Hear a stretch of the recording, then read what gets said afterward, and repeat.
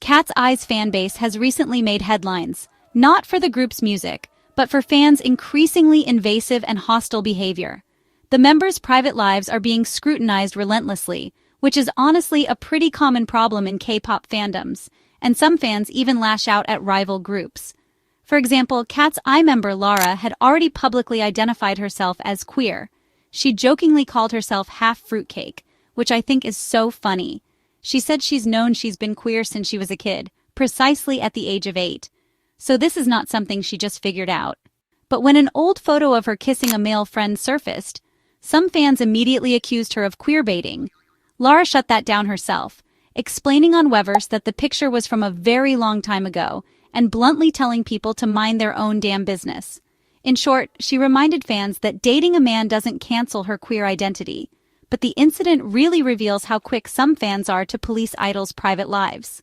Like previously mentioned, she has known she was queer since she was 8 years old, so the fans questioning her sexuality just because of some picture must be so frustrating. I am mad typing this right now. I can't imagine how she feels. Katseye's Megan has seen similar issues.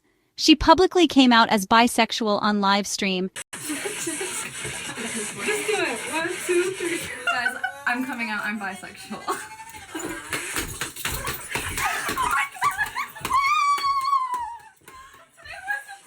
And fans initially celebrated. "Everyone say we love bisexuals," Lara cheered. But almost immediately, a new rumor brought the same toxic suspicion. A picture of Megan with a man, a purported boyfriend, Jonah Abraham, had fans at the center of fresh dating rumors. Social media blew up with shippers calling it a hard launch.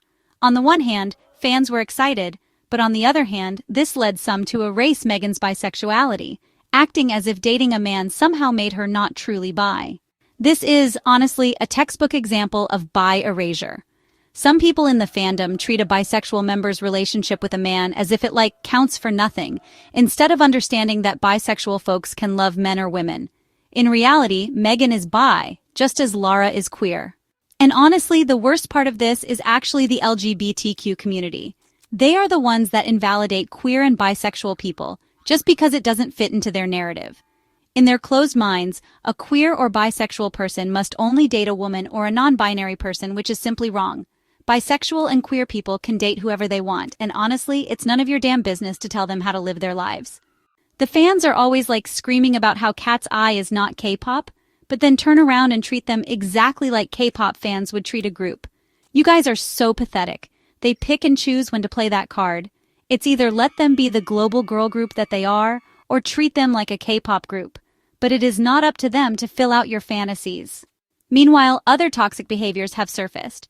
Katseye members have reported all kinds of harassment. In one extreme case, a degenerate actually filed a false immigration tip to ICE against Lara, a bizarre and malicious attack, which is insane because, at what point in your life are you this miserable and pathetic to hate crime someone like this?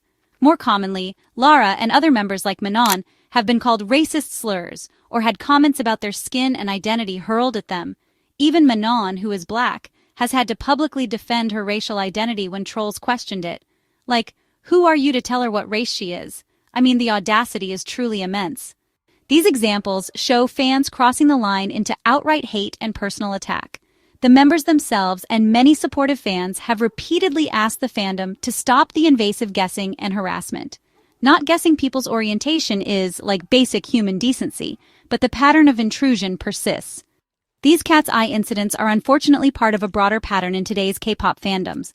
As one analysis notes, social media lets fans wage fan wars and issue vicious attacks against rival groups, each other, or even their own idols. Fans also often pressure idols over personal matters. K-pop idols regularly face invasive personal questions and excessive criticism, which has driven some stars to take breaks for their mental health. I am hoping we never reach that point for the Katseye members. So in that sense, Katseye's experience really isn't unique. A lot of fifth-generation idol fandoms deal with similar toxicity, but that definitely doesn't excuse it. Katseye members are real people with their own private lives, and honestly, being queer or bisexual doesn't mean they fit into just one box.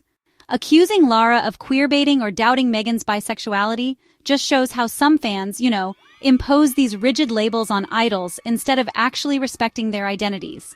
Key examples of toxicity in the Katseye fandom include, but are not limited to, privacy invasion.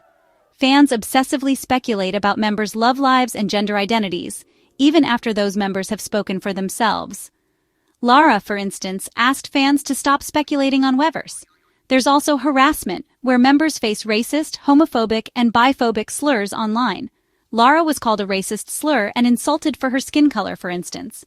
Then there's label enforcement. When Lara, who is openly queer, appeared with a man, some fans claimed she was deceiving them. Like, seriously, she doesn't even know you, so what need does she have to deceive you? Similarly, when bisexual Megan was seen with a boyfriend, some acted as if her bisexuality were negated by dating a man. These behaviors mirror what many new-gen K-pop fans do, attacking those who don't fit their expectations and policing idols' personal choices. If there's a silver lining, it's that the idols themselves and many level-headed fans are pushing back. Lara herself told the haters to mind their damn business, and supporters on social media have reminded everyone that love and identity aren't a game. The Katseye fandom may be going through a rough patch of toxicity, but at least some fans are calling for compassion and privacy. Exactly what every fan community needs to do. Sorry about the rant, but this is just so frustrating. Let me know what you think in the comments and if you want to see me do any specific video. But that's all for now. Okay, bye peasants.